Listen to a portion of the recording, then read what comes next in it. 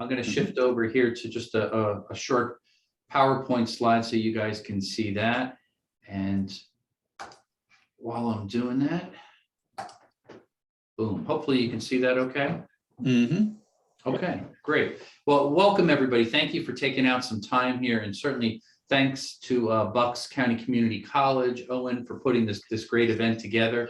And again, I'm Scott Schober, President and CEO of Berkeley Varitronic Systems. It's an honor that I get to spend some time with you guys and talk a little bit about resolving ransomware.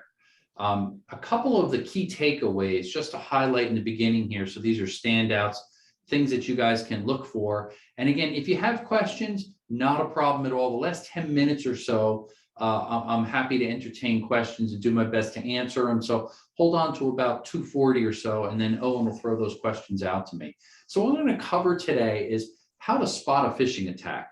One of the most prevalent ways that ransomware happens is clearly from phishing attacks. So we're going to talk a little bit about that, some of the tells and ways that we could be prepared so we don't fall victim to it. I'm going to talk a little bit about the concept of security, how it's achieved in layers. And that's fundamental to cybersecurity. And I'll relate that to physical security so we can make that connection. And the importance of multi-factor authentication, two-factor authentication. We hear about it a lot. However, we find that often most people are not doing it because it's not that convenient. I'm going to talk about some of the reasons why it's so important that all of us within an organization should be doing that. And I'd like to talk a little bit about wireless, Wi-Fi, public hotspots. It's something that all of us readily use or want to use, and some of the dangers there and some of the things we have to look out for so we don't fall victim to cyber criminals there, and as a result get a strain of malware that's ransomware. I'm going to talk a little bit about data backups, how they're not necessarily the silver bullet, but how important they are, and different types of backups that we should think about and we should consider to make sure that our data is safe, and how do we respond if we are victims of a ransomware attack. And I'm going to even talk about a VPN. There's some goods and bads about a VPN, so I wanted to cover that a little bit as well there toward wrap up. And then around 2:40ish again, love to hear some of your questions and thoughts there. Well, just to set the stage a little bit, talking about ransomware, it's become such a problem. Not only is it a problem where companies are paying these large ransoms, but it's actually starting to affect lives now. You may have heard of the recent hospital, this was just reported on within the past couple days now, where a baby actually died. The mother is suing the hospital. This is down in Alabama, and they're attributing it because of the way the hospital handled it as a result of a ransomware attack, that they couldn't give the proper coverage, have access to all the information, the medical information, and the baby ended up passing away. It was a tragedy to hear things like that. But that's where ransomware is starting to lead, beyond just these small payouts. We used to hear of a couple of years ago, somebody would pay $300, the equivalent of Bitcoin, for a ransomware attack if it got on their computer, maybe personally, maybe a small business. That has escalated up so much more. In fact, just a few stats again to set the stage there and give us kind of perspective. There's over 4,000 ransomware attacks reported each and every day in the United States alone. That's a lot of them. Ransomware attack will occur about every 11 seconds this year in 2021, as reported by Cybercrime Magazine. And the average downtime after a ransomware attack, post-ransomware attack, 21 days. So we see how strong of an effect that can have. And even the scope of things have changed. Ransomware has now become so prevalent. There's even groups, cyber criminal groups, that offer ransomware as a service. So they will actually sub that out. They'll train you how to perform a ransomware attack, how to be effective, how to help the victim to obtain Bitcoins for a payout, and so on. So we see how ransomware is truly progressing. Another interesting statistic that, again, puts it in perspective. Why is there so many ransomware attacks? Well, if we look at 2018, the average payout between everybody in 2018, it averaged to about $5,000 as the payout. Fast forward to where we are today in 2021, the average ransomware payout is over $200,000. So again, what do we see? How lucrative these payouts are. And that's why the cyber criminals keep targeting so many victims with ransomware. Extremely effective. And those again, just a couple stats that help us to reflect and appreciate how bad ransomware is. Here. Now we're going to talk about the first topic there under ransomware, because this one is so tied in closely. Phishing attacks, spotting phishing attacks. There's a lot of information here. There's a lot of different types of phishing attacks. I'll briefly go over the different types, just again, so we can be educated and we know how to respond or how not to respond if we feel that something is suspicious. Very common. Here's some of the common bullet points. I'll just hit these quickly and then dig into some of the specifics. If a message is sent from a public email, in other words, a very common email, and this could be Hotmail or Yahoo or gmail.com, whatever, oftentimes those are closely correlated to malware being dispensed. Not all the time, but often, because again, it's free email. Hackers tend to like that, and it's very, very, very common. There are some telltale signs. This is a little bit more true a couple of years ago, where you could carefully identify the content of the email and look for the common misspellings, poor grammar, sentence structure, things like that. That being said, I have to say, most of the attacks as of recently that I've been looking at, they've improved greatly on the spelling, on the grammar, on the structure, on the graphics that are used there. So it really looks like that's coming from your bank, or that's coming from a trusted party, or that's really an invoice or a purchase order or something that you need to download and click on. Because again, what's the goal? They want you to click on that. So when you click on that attachment in the email, it dispenses that malware, a strain of ransomware. So again, the tip is always what? Anything looks suspicious, don't click on it. That's what's really important. Any type of suspicious links at all. And a lot of times when we analyze the links, we could see if it's something that looks familiar or it's not familiar. And oftentimes it could even be one letter, maybe in the domain, that's slightly spelled differently, but we don't take the time to read it and we just click on there. That may be a redirect to a fake site that will then again have us enter information that could be used to compromise our personal information, or to again dispense a type of malware, which is going to be a strain of ransomware typically. Anytime the email does have a sense of urgency, what do we mean by that? Make sure you do this immediately. Act urgently. When you see words like that require action and a sense of urgency, you have 24 hours before the fraud department will close this account. Please do the following. Boom, boom, boom. That gives you a sense of urgency. And a lot of times this is tied in with obviously the recent things that are in the news. It could be COVID related, getting shots, vaccines. It could be around tax time. File immediately for getting your IRS tax refund. I received one just the other day, and this said immediately I had to click and verify my login credentials because my Wells Fargo account has suspicious activity. And it had a link there, click here to enter your credentials to verify for your security and to protect your account. The funny thing is, I don't have a Wells Fargo account.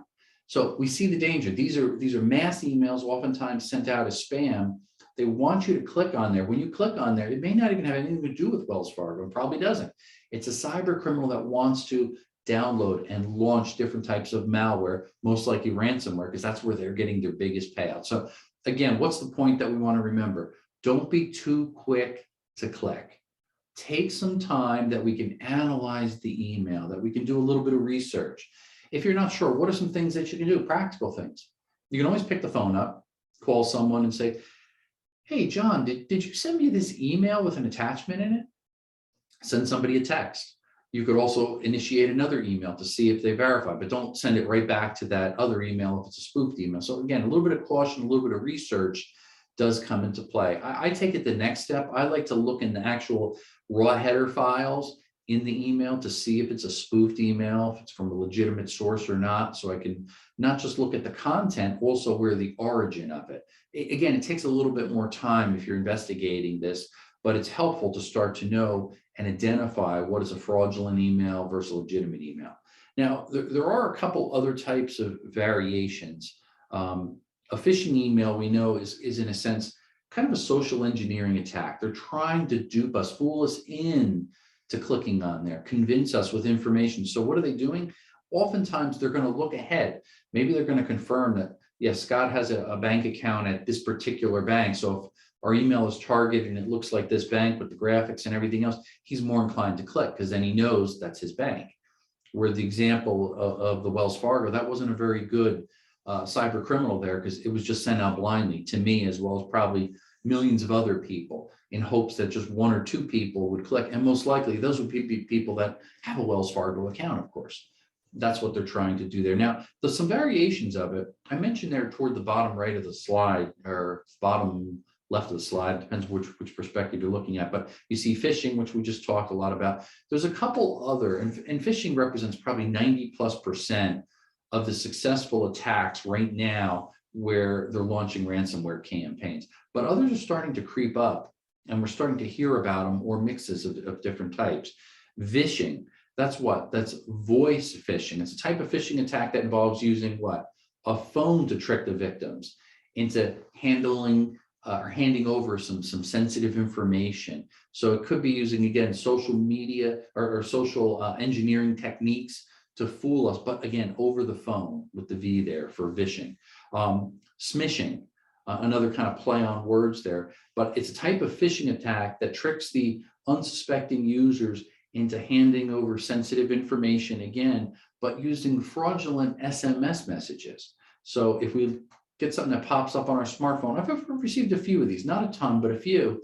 And if we look quickly and we just click on that link, we might not be able to do a little bit of research. It's harder on a smartphone, smaller screen, we're often distracted and we're so used to jumping on our phone and clicking, and we don't have, the typical smartphone doesn't have, you know, antivirus software and malware and anti-keyloggers and software to protect us from getting these crazy types of attacks. So that could be challenging there. Whaling is another one there, and whaling is phishing for a more lucrative target, and that's where they're very focused there, and they use different types of spear phishing, which is again very focused type of attacks. It could be a high-profile employee, maybe the CEO of a corporation, C-level executives perhaps, and again they're trying to manipulate them and fool them into giving up something. So lots of different types of methods. But again, if you had to focus on any one area, phishing emails are clearly the most popular. So something just to keep in mind that's important for us to realize, to stay safe, to be alert. And within an organization, you want to be able to train individuals. If you're within the college, you want to train all the new students, the faculty and staff, just to be aware, to raise the awareness about the dangers of phishing email. And it's important too, because oftentimes on campuses, within the office, we connect into the Wi-Fi system, the Wi-Fi network, which is connected to the computer networks. So we may bring our own device in, our own smartphone, our own laptop, whatever it is, and connect in. So if we download something, connect it, we can contaminate the entire campus, the entire business. So again, just things to keep in mind, to be leery of, specifically with phishing emails. Well, I mentioned I want to talk next about backups. So let's take just a moment there, and we're going to jump over, switch to the next slide and look at backups. And just a couple points that I want to kind of share with you about backups, and hopefully it stands out. Oftentimes I think about backups as something that is a pain and a nuisance for most people. And people tend to do this. I'll get to it later. I'm kind of busy. I don't have a whole lot of time. And that's what I often hear. I try to liken it to something we do that's habit forming in a positive way. Hopefully when you woke up this morning, before you go to bed at night, what do? You brush your teeth. You do that in morning and night, every day, your whole life. What happens? Hopefully your teeth will stay healthy. You'll have a nice smile and so on and so forth. Again, habit forming, and it's being proactive, preventative, so you don't have to get your root canal or tooth pulled or something like that. So now think about that and then relate that to backing up data. If we have a regular daily plan of backing up our data, and again, if it's just somebody using a computer, you may not have to do it on a daily basis. Maybe it's weekly or maybe it's monthly, I'm not sure. But if you're in a company or enterprise, on the university, you want to have daily backups made. That's important because things happen. Whether the system crashes, whether there's a problem with the configuration, or what if you get malware, what if you get a ransomware attack and you need to be able to go back to something and wipe the system and reinstall the backup. You have to have a current backup. If you did it last year, think of all the things you've done in the last year that you now potentially will lose. So regular backups daily are important. When I say daily, what helps to do that? We're probably not going to be disciplined enough to take the time and energy and money to do it daily. You have to get it automated. And there's a lot of great software and tools out there, as well as external hard drives you could do it. There's a lot of automated backups to the cloud that are encrypted, that are secure. So you need to find what's going to work for you. And depending upon how much data, how many computers on your network that you need to back up, but you need to get a plan in there to have that done.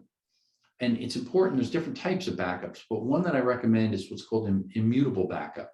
And what that is, it'll be a special copy that will back all the data up, but in a sense, it's locked. It can never let you modify it. So why is that so important? Think about some of these ransomware attacks. What they're doing now, they're not just encrypting all the data. That's what they used to do. They would get on the network, they would encrypt all the files, and they hold the master key that will decrypt the files, assuming you pay the ransom in exchange. Well, they realized oftentimes that there's law enforcement and there's cybersecurity insurance companies that have the decryption tools, unless if, because there's different strains of ransomware. So they hold on to these keys. So if the cyber criminal reuses the same strain of ransomware and they've got the magic key, they simply unlock it, they're back in business. And of course, they got to make sure that the malware is taken off the network and so on and so forth. They patch any vulnerabilities where the hacker got access to it. But do we kind of get a sense of the problem there? So it's important that we properly back up the data at all times, and then it's disconnected from our network. What I like to do is, even for small machines that might not be connected to our network, because we have a few of those within our company, we actually have a USB stick that's encrypted, it's encoded, so you have a code you enter in it. We take regular backups every week, and I take that offsite, lock it up in a safe. If the building ever burns down, I have a backup. If we're ever victimized by ransomware, say somebody connects into the Wi-Fi system, a hacker gets into the network, whatever happens, we're victimized by ransomware, I can resort to my backup. And that's what's really important. But what cyber criminals are starting to do, and we're seeing this more and more in the headlines, is when they get onto the network, they're first exfiltrating all of the data. In other words, they're copying all the personal information and all the data, pulling it off the network first, and they're holding that. Then they'll encrypt all the files.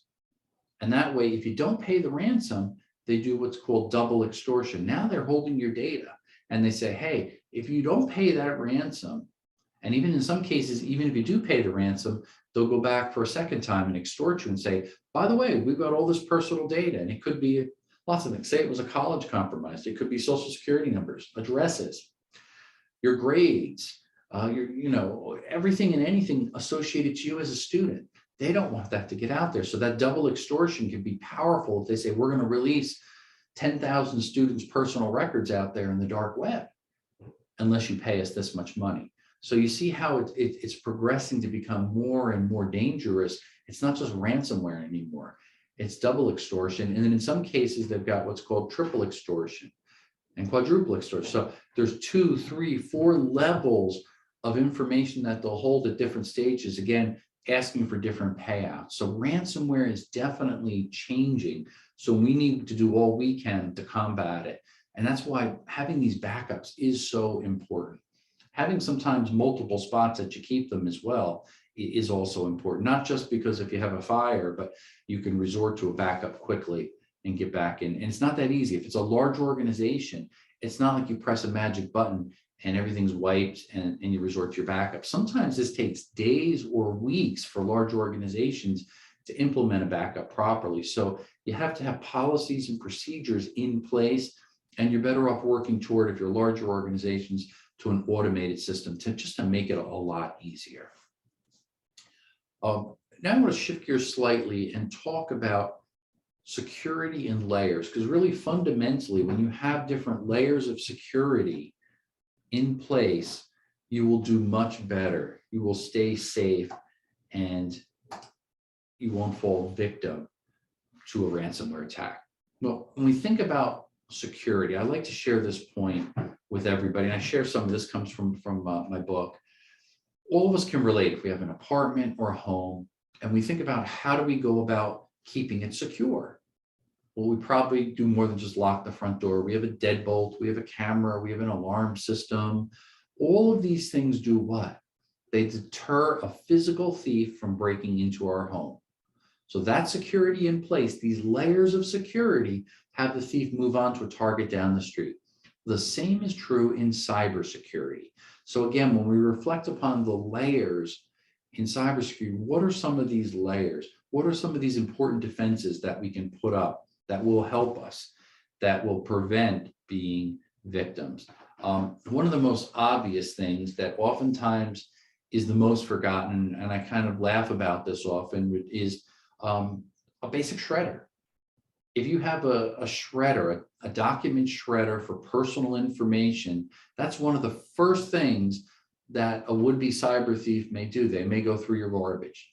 They may do dumpster diving behind your company to pull out documents and find credit cards, social security numbers, information about employees, customer files. All of that rich information can be physically stolen very easily. So it's important to properly shred a document. When you do shred a document, don't just buy the 1999 shredder you find at Staples that just does it in these long strips, because those could be put back together easily. It sounds crazy. Who's going to have the time to do it? A cyber criminal will, especially if they think there's personal information on there. Maybe it's an application for a credit card. Maybe it's for a bank loan. Maybe it's your tax returns, whatever it is. They're going to take the time to piece it together. In fact, there's a lot of software applications. You can get a lot of these on the dark web and purchase them, where it's a optical, you use the optics of your camera on your smartphone. You hold it over the different shreds. You just lay them out on the floor. You don't have to put them in order. You lay them neatly out on the floor of a shredded document, snap the button there to take a picture, and it will now put it all back together digitally for you, so you have an original document. So now, do you realize the importance of properly shredding it? So if you're using a Microcrosscut shredder, what the NSA uses, it breaks it down to 2,000 little tiny pieces of confetti. That is not easy to put back together. It's possible, but it would take days and days to sit there and try to piece it back together. So again, you see the importance of getting the proper shredder. What's the difference between a cheap shredder for under 20 bucks at Staples or Amazon or anywhere, and a good quality Microcrosscut shredder? It's probably $200 and something. So it's about 10 times more money, but you buy it once and it lasts for years, and it destroys not just paper, but credit cards. If you have old CDs, you name it, you could shred it. That's really important. And it could also, the more expensive ones, the Microcrosscut shredders, they can handle maybe 10 pages at a time, and they won't get all jammed up as the lower cost ones. They need more than one piece of paper, tends to jam up on you. So just things to think about. It's worth investing a little bit of money in the proper technology. That's just one security layer. That's all we're talking about right there, just one alone. Another thing, if you're going between computers, I often try to encourage people to consider this. Most of us use a USB stick. There's nothing wrong with a USB stick, that's fine. However, what can happen if it's a USB stick that you're not familiar with? There could be files on there. You could drop it and lose it. People can have access to it. In order to not move around potentially malware, if you keep the stick in your control and only you're the one that can access it, use a stick that's encrypted, number one, and has a code on it. These sticks are low cost. It could be $40, $50, and they've got some good size memory now. And you enter a simple code in it, and you can lock it and unlock it. It goes between PC, it goes between Apple. You don't need drivers or anything else. The key is you can move files around from computer to computer within your organization, and it stays encrypted. If you drop it outside your office, out on campus, and somebody else picks it up, they're not going to know the code. They try it 3 times and then it smokes it. like Mission Impossible. So again, nobody can steal your personal data. It might be salary information, again, social security numbers, credit cards, whatever you're moving between computer to computer, use a good encrypted USB stick. And afterwards, certainly shoot me an email or whatever. I'll be happy to recommend a few that I've personally tried, ones that I've used. It makes a difference. It is convenient and it is secure and it's affordable now. That's really the most important things. Passwords. I'd be remiss if I didn't talk about passwords. Long and strong passwords. We've heard this probably until we're blue in the face, as they say. The longer the password, the more obscure it is, the less likely that a hacker will hack in, and true, the less likely that you can remember it. Think about a phone number. That's the maximum number that we could probably remember. Beyond that, most of us have trouble remembering, especially when it's mixed up with numbers, letters, uppercase, lowercase, symbols. And that's good because that means it's secure. I always strive to do about 15 characters now. That's obscure, nothing in there that's associated to me. And what does that mean? No pet names, no birth dates, anniversaries, kids' names, anything associated to me is a bad password, because anybody could socially engineer out on the internet and learn a lot about me quickly, and they'll put that into their automated tools that will try to guess it. Same thing true about a common word. You know, we don't want to put the name of our favorite car in, or any word that could be found in a dictionary is not good to be a part of your password. That means it's going to be really hard to remember then. So again, part of your layered security approach is being disciplined. How do you store your passwords and manage them is important. I do it in several stages. For certain very secure passwords, I don't trust anybody but myself. I write them down in a little black book. I know it sounds silly, it sounds archaic, but it works for me. Little black book, and again, we're talking layers of security. Locked in a safe, locked in an office, locked in a building that's alarmed with cameras. Layers of security. Not convenient, but only those real secure passwords that I hold near and dear to me, that's how I do it. When I'm traveling, when I need access to other passwords that I may more readily need to get onto different sites on the web, for those login credentials, I use a password manager. I personally like Dashlane. I think they do a great job. Good balance between security, convenience, ease of use, affordability. But do your research, find a good password manager that works for you, that makes the managing of passwords easier. And a password manager, you're probably familiar with, you need to know one long, strong password to have access to all of your passwords. So if you're like me with several hundred passwords, it could become a daunting task. You have to have some discipline that will make sure that they're long and strong. And a password manager will create that long, obscure password for you that's not going to be hacked easily. Important, again, another layer of security. Another thing that you can do is regularly monitor on the dark web to see if your email, your login credentials are part of any type of breach. Why? So if my email and typically you're putting in your username and your password when you're entering any type of login, a secure login, usually your username is going to be your email. Well, if you do a dark web search, and this is done by third parties, I use a company, Cyberlytica, I have an affiliation with. They're great. It's affordable. It's fast. They send me every month. I basically will get an alert and say, Scott, this particular email address was found on the dark web associated with the breach at LinkedIn, for example. Now, what do? I say, I jump on LinkedIn right away, boom, I will change my password to another long and strong password, update my password manager, I'm back in business. The difference is, once I know that it's down there in the dark web, that means possibly a cyber criminal could be selling it and they could take over my account, lock me out, change the password. So I need to get in there and do something quick. That's why having somebody independent, a third party that actually does dark web crawl, where they're constantly looking to see if my information pops up and alerts me right away, is so important. Again, just another good layer in security that we want to keep in mind. Also, when you're within your organization and you have a lot of computers and stuff, from a ransomware perspective, we want to try to isolate that. And one term that you'll probably hear of is called network segmentation. And that really references dividing a larger network up into different segments or sub-networks, if you think of it that way. Now there's limited connectivity between these subnetworks. Why is that important? Because if somebody has malware that comes onto the network, maybe it's through a phishing email, as we talked about earlier, it's going to be isolated or kind of sandboxed into this area so it doesn't spread everywhere and affect the entire computer network. So having it properly broken up is important. That's something IT can do, or again, you can bring in a third party that can help to properly organize that so it remains safe. Very, very important. These are, again, just basic things that we need to consider, but they're different layers of security. Did you notice most of them don't cost anything or cost very little? There's something that you or I can implement relatively easy. We just have to be disciplined to do it. But the outcome, it can be very effective to keeping our cybersecurity posture strong. And again, to combat all this malware and ransomware that's being targeted at all of us.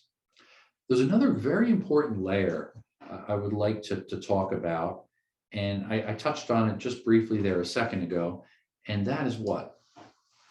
Two-factor authentication, multi-factor authentication, very important.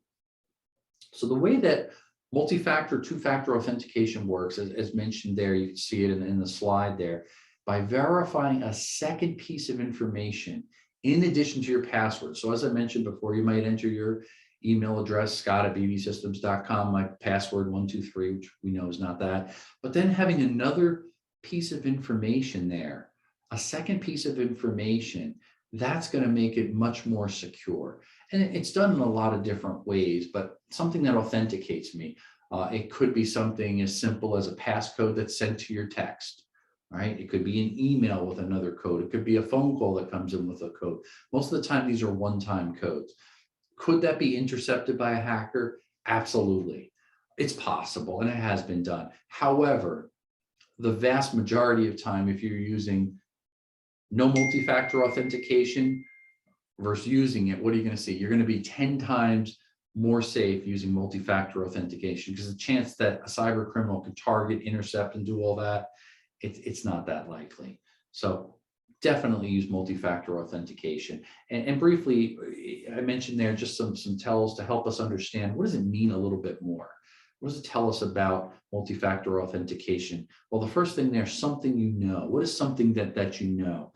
As I mentioned, it could be a PIN. That could be important, right? That may help you there.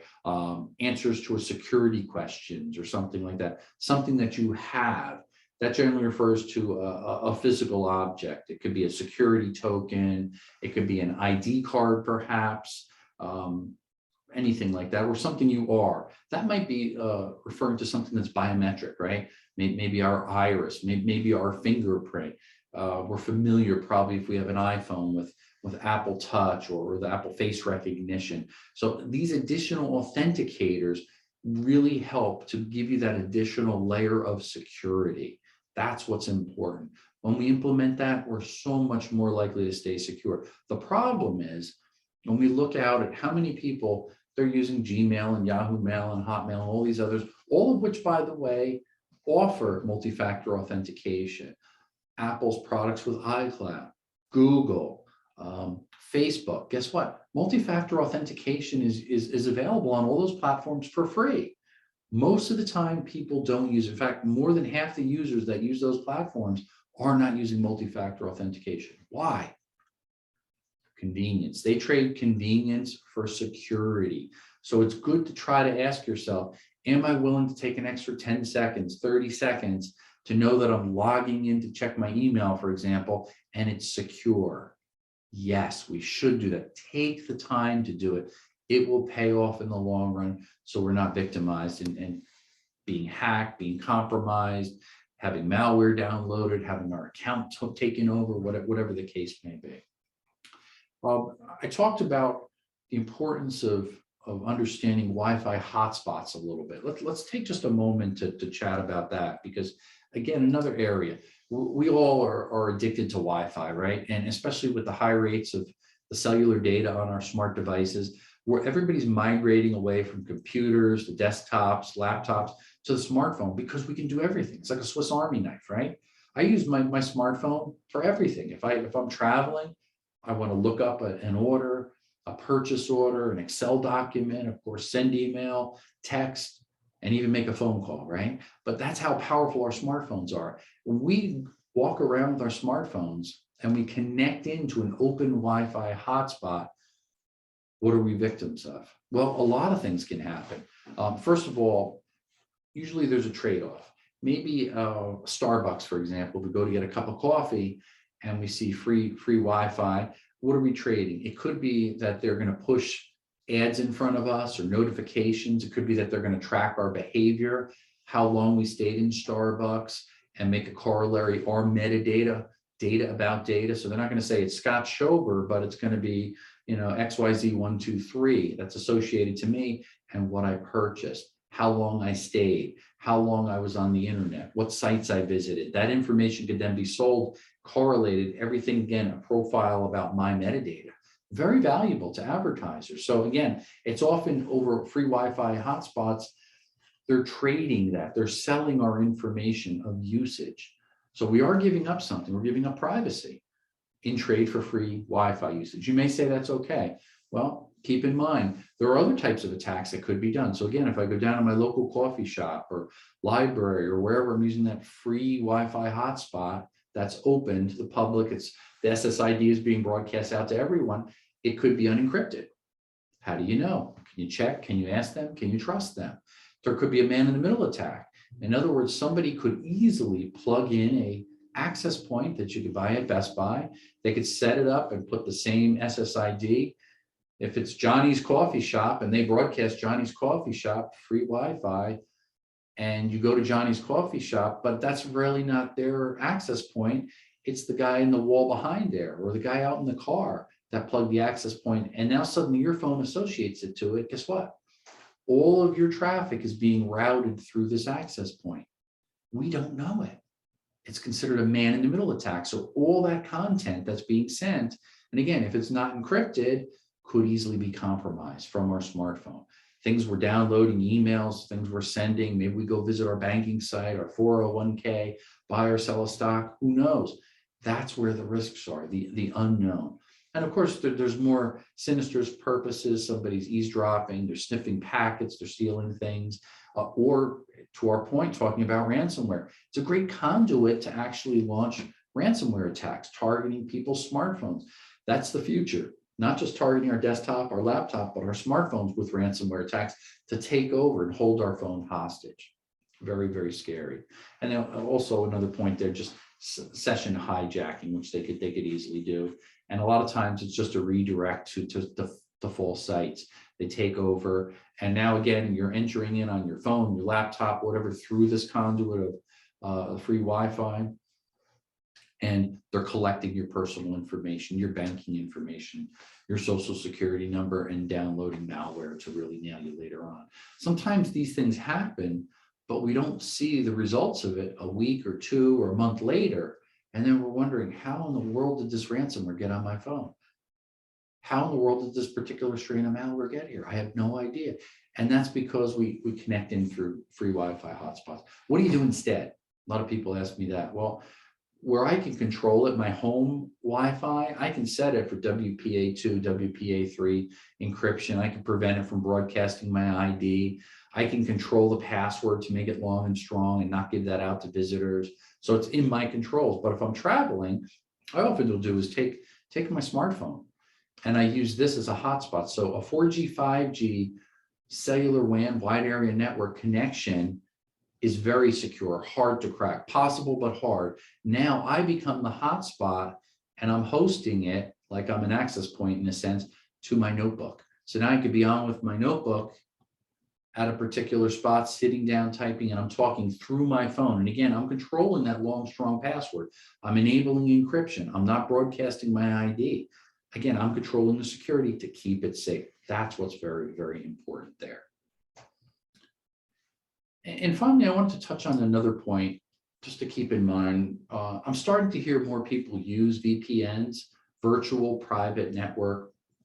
And a secure VPN, as mentioned there, keeps your data encrypted and secure. This is an application that you can download on your smartphone, on your laptop. There's some that have monthly plans, yearly plans. There's unlimited plans for life plans. They're not that expensive.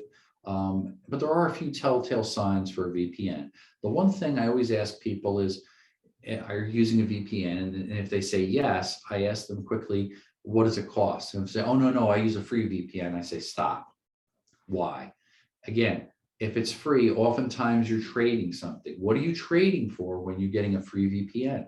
They actually are monitoring you, your viewing habits, your IP address, the sites you visit, what you're downloading. They can see the make and model of your phone, what iOS you have. All that information can be pulled and even worse, sold. So again, you're trading privacy, personal information, ad information, your likes, your dislikes. You're giving that away in trade for something free. Some of these VPNs could be cost as little as $5 a month. It's worth paying the $5 a month when you know, and they say they do not sell your data. They do not track your information. Why? Because they're being paid $5 a month. They're going to give you something that's going to encrypt your transmission, that's going to protect your data, that's going to bounce around your IP traffic so nobody can actually surveil and follow you or know the whereabouts where you're operating or working. So it is important that you're not having your data mined or your data logged and sold to somebody. So do your research. PC Magazine every year puts out a great list of the top 10 VPNs, the goods and the bad. So I suggest take a look at that so you can make your own sound decision and find out what's going to be good for you and keep you safe. And it's going to also protect you from, as you visit different sites, from being a victim of getting different strains of malware and ransomware downloaded. So again, good points to keep in mind. Now, I think at that time, it's about 2:40 or so. I wanted to see if there were any questions that popped up. I'm happy to try to entertain them. I thank everybody for taking some time to listen to me talk about ransomware. And of course, I want to really thank Bucks County Community College and Owen for putting together this great event. Great to help people to educate and learn more about some of these pitfalls in the world of cybersecurity and ransomware. But if there are any questions, Owen, please feel free to throw them my way. Yeah, we do have a couple questions, Scott. Yeah, go ahead. Two of them are from Michelle. Michelle asked, the dark web sounds scary. What should we know and do about it? Yeah, great question. The dark web is scary, but it's not that scary. You control it.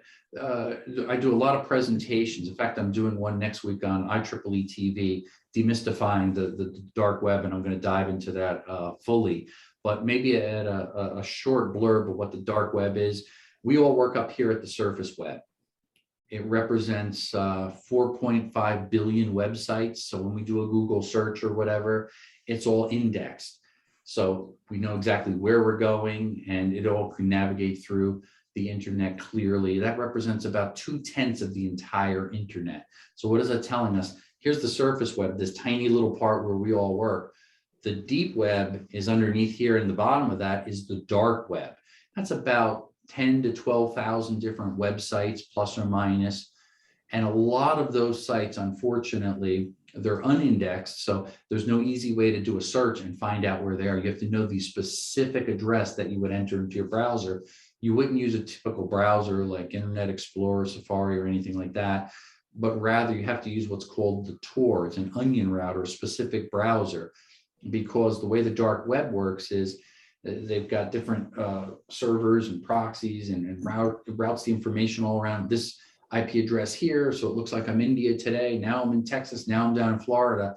Again, it provides anonymity. It was originally designed, the dark web, the Tor, I should say the Tor router and Tor browser is really designed by the US Naval Research Laboratories way back to protect people if traveling abroad, protect dissidents, media. So they have secure means of communication without anybody knowing their location so they could stay safe. The data is encrypted, as I mentioned. They bounce around the IP traffic so you can't be tracked. There is some latency in it, but it provides a layer of anonymity, and it's especially attractive to cyber criminals, the dark web. So cyber criminals will have these websites where they could sell guns, knives, drugs, prostitution, stolen credit cards, ransomware as a service, you name it, that's where it's sold. And it's typically using Bitcoin as the cryptocurrency of choice on the dark web. So again, they can buy and sell these illegal things, and that digital currency, cryptocurrency, has a level of anonymity among itself, which is another whole subject. So you see these layers of anonymity allow cyber criminals to effectively steal things and have a marketplace to sell them. Very, very powerful, the use of the dark web. It's also very hard for law enforcement, therefore, to track the whereabouts of the cyber criminals. It's this dark empire that they hide under to do all of these things. So hopefully that's in a nutshell, surmising what the dark web is. Is it scary? Yes. Is it all bad? No. There's things on the dark web that are really not necessarily scary. The deep web above that, I should point out, that's where all the data and repository of files and records and things for hospitals and doctors and library and our data is all housed there, the massive information. It's the sublayer. That's the part that's a little bit spooky. Yeah, there's two. There was a comment from Michelle and a question from Janesh. The comment from Michelle was password managers, I don't trust them. And the question from Janesh is, what if password managers get hacked and get their data leaked? What are things we can do, if any, to solve that problem with security? Yeah, both are accurate and correct, and hence why I use a hybrid approach. If you noticed, I said I keep my really strong passwords near and dear to me in my black book, locked up with layers of security. Passwords that are not as sensitive to me, that a single password for me to access a Facebook account, that's the only time I use that password to access Facebook account. I don't reuse the password across multiple sites. I should point that out. That's really important. If the password manager is hacked, I can say this in a general sense. To my knowledge, to this day, Dashlane has never been compromised as far as a password manager company. All the other well-known companies that I'm aware of that have password managers that are good, if you do your research, you'll probably find out at one point in time they were compromised. So if that helps answer your question a little bit, there is some concern. Most of it has to do with your long, strong password. That's your master password to get in. That's not just a password, but it's encrypted and hashed and so on and so forth. It's protected. So even the company that manages it doesn't necessarily have access to it unless they kind of reverse engineered it. So it is strong and long. So if they were to get hacked, they shouldn't be able to get in to have access to all your passwords. But again, nothing's impossible. As we migrate into the world of quantum computing in the next few years, our standard encryption models that are very strong, that are implemented with AES 256-bit encryption that really keeps things strong, takes thousands of years to hack. In the next couple of years, as quantum computing gets into play, a second it'll be able to hack it because it has some more processing power. So things are changing rapidly. So a lot of things I'm saying today, in 2 years from now or a little later, it's going to change drastically. So we have to adjust our security methods and posture as technology is changing, because cyber criminals are the first early adopters for all evolving technology. They're always one step ahead of us. So we have to keep our game up. In the 2 minutes that we have left, there's one more question from Ron. She says, do you recommend using a VPN at home? I personally do. And again, a lot of it depends upon other questions I would have to ask somebody. What's your broadband provider? How is your data actually routed? Is it through a third party? Is it encrypted? What encryption are you using? So for the low cost for a VPN, like I said, it could be a few dollars a month. I think that's well worth the price to get that added level of encryption, anonymity, so that somebody doesn't know where your location is if they're trying to target you. And that travels with you. If it's on your smartphone, you do it usually on multiple devices, your laptop, your smartphone, your desktop, get a license that'll cover several devices. I think it's well worth it. Again, it adds a little bit of a delay in speed and throughput, but it's a trade-off, security versus convenience. I always will tend to opt for security over other things myself.